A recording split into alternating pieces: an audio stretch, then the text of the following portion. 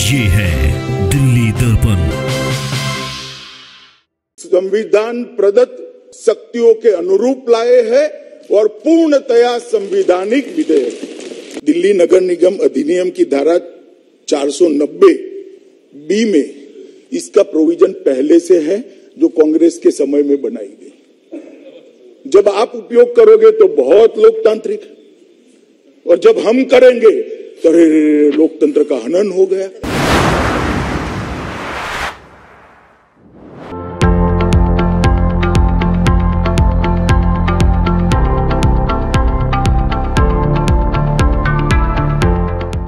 नमस्कार दर्शकों, केंद्रीय मंत्री अमित शाह ने कल विपक्ष के हर उस आरोप का जवाब दिया जो दिल्ली नगर निगम के एकीकरण के प्रस्ताव का विरोध कर रहे थे। कई सवाल थे जो विपक्ष सड़कों से उठा रहा था। मसलन बीजेपी की नीयत पर सवाल उठा रहा था कि वो नगर निगम को भंग कर देना चाहती है, चुनाव से बच रही है, हार के डर से बच रही है। इस तरह के तमाम सवालों का एक एक क्रमबद्ध तरीके से अमित शाह ने जवाब दिया और उसको लेकर बीजेपी भी खासी उत्साहित है और मुझे लगता है कि इस पर चर्चा की जानी चाहिए। उन्होंने जो जवाब दिए वो वाकई इस बात की ओर इशारा करते हैं कि हाँ, नगर निगम में इस बदलाव की ज़रूरत थी, इस बिल की बेहद ज़रूरत थी, क्योंकि इसकी वजह से जो तकनीकी दिक्कतें आ रही थी उसकी वजह से नगर निगम फेल हो रहा था। लगातार बीजेपी के लोग भी ये कहते आ रहे हैं। तो इस विषय पे हमारे साथ बात करने के लिए मीरा अग्रवाल जी मौजूद हैं। नमस्कार मीरा जी। मुझे लगता है कि जो बीजेपी का आम कार्यकर्ता है, नेता है, दिल्ली बीजेपी है, उसको हर उस सवाल का जवाब मिल गया होगा जो विपक्ष लगातार उनसे पूछ रहा है। कल जो गृह मंत्री जी ने कहा है, एक एक बात का जवाब दिया कि क्यों दिल्ली के इस बिल की ज़रूरत थी, एकीकरण की क्यों ज़रूरत थी। तो किस तरह से देख रही है उसको बीजेपी दिल्ली? देखिए, दिल्ली के बीजेपी के कार्यकर्ताओं को तो स्पष्ट था, क्योंकि 15 साल से हम लोग नगर निगम में हैं और जो लिमिटेशंस थी एक्ट की और दिल्ली सरकार का जो लगातार सौतेला व्यवहार रहा, चाहे वो शीला दीक्षित गवर्नमेंट हो और उसके बाद अब केजरीवाल गवर्नमेंट ने, जो लगातार निगम को कमज़ोर करने का एक क्रमबद्ध तरीके से प्रयास उनका जारी रहा, तो उसके कारण से हम लोगों को स्पष्ट था कि जब तक केंद्र शासित प्रदेश है दिल्ली, राज्य है, लेकिन इसमें जो संविधान बनाने वालों की इंटेंशन थी वो भी यही थी कि केंद्र शासित प्रदेश होने के कारण से दिल्ली नगर निगम को पूर्ण अधिकार दिए जाए।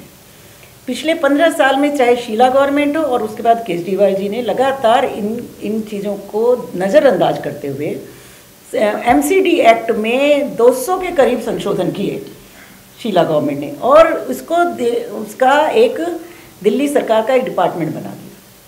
दिल्ली नगर निगम स्वायत्त संस्था नहीं रही, बल्कि दिल्ली सरकार का एक विभाग हो गया। डिप्टी कमिश्नर अगर आएंगे डेपुटेशन पे तो दिल्ली सरकार भेजेगी, अच्छा काम करना शुरू करेंगे तो वापस बुला लेगी, निकम्मे और भ्रष्ट अधिकारियों को भेजेंगे और अपने हिसाब से काम कराएंगे। जब ये सारी बातें ध्यान में आई तो लगातार, और दिल्ली में जो हमारे एमपीज थे उन्होंने भी इस बात को महसूस किया कि पूरी कोशिश के बाद भी जब कामों को सिरे नहीं चढ़ा पा रहे तो कारण ये है कि दिल्ली सरकार का इंटरफेरेंस, दिल्ली सरकार का निगम को बजट ना देना और दिल्ली सरकार का सौतेला व्यवहार सारा।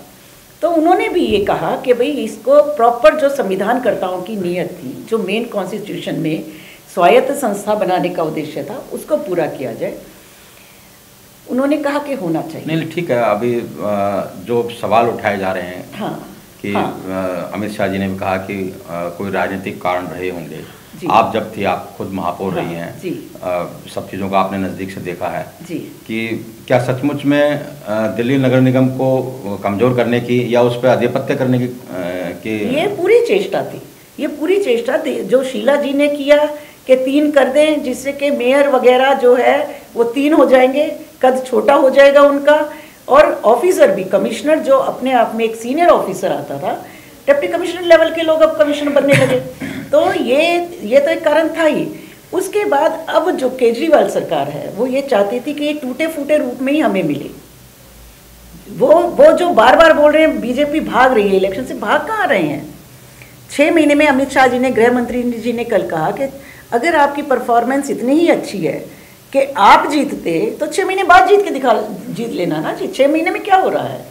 लेकिन ये संशोधन बहुत ज़्यादा ज़रूरी थे, चाहे फेडरल सिस्टम की बात करें, संविधान ने और कॉन्स्टिट्यूशन ने ये जिम्मेदारी दी थी दिल्ली नगर निगम को कि वो सारी सिविक सर्विसेज को वो करे। अच्छा, ये बिल्कुल कहा है कि अमित शाह जी ने कि ये समय था, इसी वक्त एकीकरण की जरूरत थी। जी।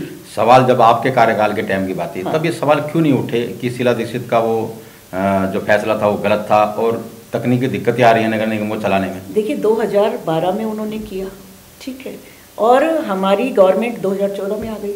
2 साल 3 साल उनको ये चीज़ें समझने में लगेगी और देश की स्थितियाँ सारी समझी। उसके बाद जब कॉरपोरेशन की बात आई तो उनको को जब समझ में आया तो ये तब तक ये 2017 वाले चुनाव हो चुके थे। अब जब चुनाव हो गए और उस चुने हुए व्यवस्था को खंडित करना वो होता लोकतंत्र की हत्या।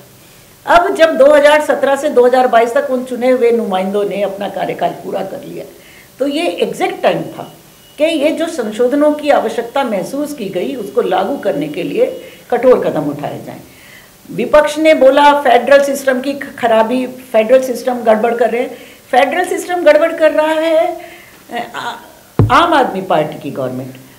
वित्त आयोग ने कहा, 5वें वित्त आयोग ने कहा कि दिल्ली नगर निगम को जो वो सर्विसेज दे रही है। अच्छा, मैं इसमें थोड़ा सा जोड़ना चाहूँगा इस बारे में। हाँ। आप तो खुद बहुत पुरानी हैं पार्षद, और अब जो नए चेहरे, नई उड़ान बीजेपी लेकर के आई थी, नए पार्षद जी, और आम आदमी पार्टी के भी सारे पार्षद नए थे, जी। तो नहीं लगता कि ये अनुभवहीनता की वजह से भी स्थितियां कुछ बिगड़ी हैं? अनुभवहीनता तो थी, लेकिन बीजेपी का भी ये फैसला गलत था कि सिरे से आप सबको एकदम हटा दीजिए। नहीं, अनुभवहीनता तो थी, लेकिन अगर एक्ट में प्रावधान होते, मेयर को पूरी पावर्स होती, इलेक्टेड मेंबर्स को पूरी पावर्स होती, तो सीखने में महीना 2 महीना लगता, इससे ज़्यादा नहीं लगता। लेकिन बात ये है कि कहने के लिए ये स्वायत्त संस्था है, लेकिन जैसे और विभाग हैं दिल्ली सरकार के वैसा एक विभाग बन के रह गया है। इसको अपना इंडिपेंडेंट डिसीजन करने का कोई अधिकार नहीं रहा है। लेकिन आम आदमी पार्टी तो कहती रही है कि नगर निगम बीजेपी की है, कुछ भी जो रिकमेंडेशन वो मानते नहीं हैं, सुनते नहीं हैं, ऐसा नहीं है, और करप्शन कर रहे हैं, हम तो पैसा दे रहे हैं। डेपुटेशन पे जो अधिकारी आ रहे हैं और जो वेट पोस्ट पे आते हैं वो सारे के सारे दिल्ली सरकार भेजती है, चुने हुए अपने फेवर के अधिकारी। क्योंकि वो अब मुझे नहीं लगता कि कोई जना वेट पोस्ट पे अपने अधिकारी भेज रहा है तो किस पर्पज से भेज रहा है। दिल्ली नगर निगम को, हाउस को क्यों नहीं है पावर कि वो अपने अधिकारी खुद सेलेक्ट कर सके। वो कहते कि हम भेजेंगे और अगर किसी ने अच्छा काम किया तो हम तेरे को वापस बुला लेंगे। कई ऑफिसर्स, कई उदाहरण ऐसा है कि 2 दिन के अंदर वापस बुला लिया। जब ये खेल तमाशा सा लगातार उन्होंने किया है तो ऑफिसर्स का पूरा कंट्रोल जो है उनके ऊपर रहा है जी, ऑफिसर्स पर पूरा कंट्रोल उनका रहा है। तो ऐसे में अपने आप को असहाय महसूस करने के सिवा, और बीजेपी हो चाहे कांग्रेस, कल को कोई भी आ सकता है, लेकिन मुझे लगता है एक संवैधानिक व्यवस्था जो है उसका सम्मान होना चाहिए और उसके अधिकार उसको मिलने चाहिए। अच्छा, आप ये तो मानेंगे कि दिल्ली नगर निगम अपने सबसे ज़्यादा भयावह दौर से गुजर रहा है जी, सबसे ज़्यादा आर्थिक संकट के दौर से गुजर रहा है। जी।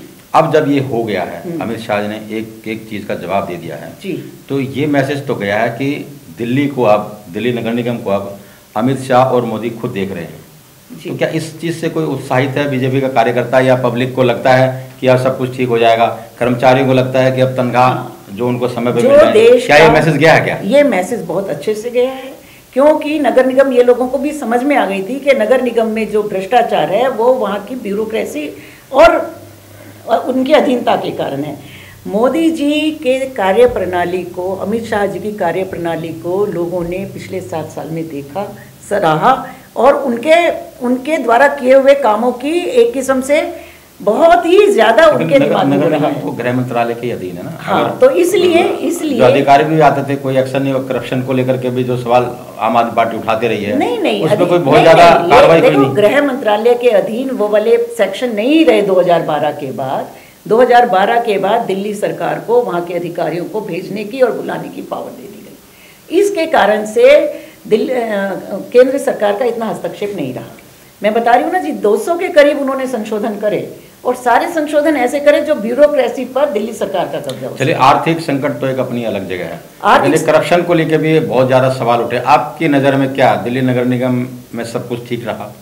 नहीं, इसमें राजेंद्र जी, मुझको लगता है कि अगर ऑफिसर्स की डिस्क्रिशनरी पावर्स पर लगाम नहीं होगी कहीं ना कहीं, अब क्या है, 3 एजेंसीज की बात हो गई। केंद्र कुछ जो गलत हुआ वो दिल्ली नगर निगम ने करा, जो अच्छा हुआ, जो उद्घाटन करना है, जहाँ पत्थरों पे नाम लिखाना है, वहाँ दिल्ली सरकार आ रही है।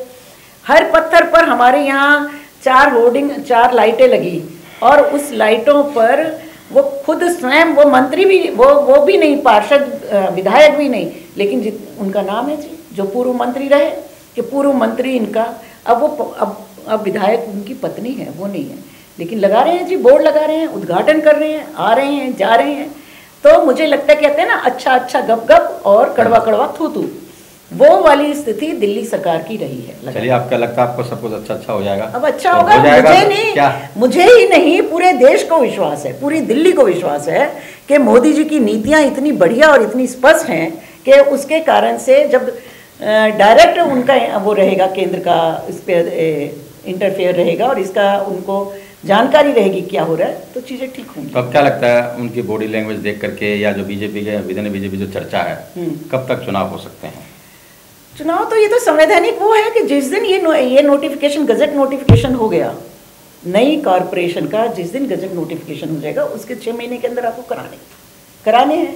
तो ये गजट नोटिफिकेशन होने में चुनाव आयोग डिलिमिटेशन करने में कितना समय लगाता है, या वोटर वो जो जिसको कहना चाहिए कि रोटेशन का वो फॉर्मूला, एक बार गजट आने के सामने आने के बाद ही सब कुछ होगा।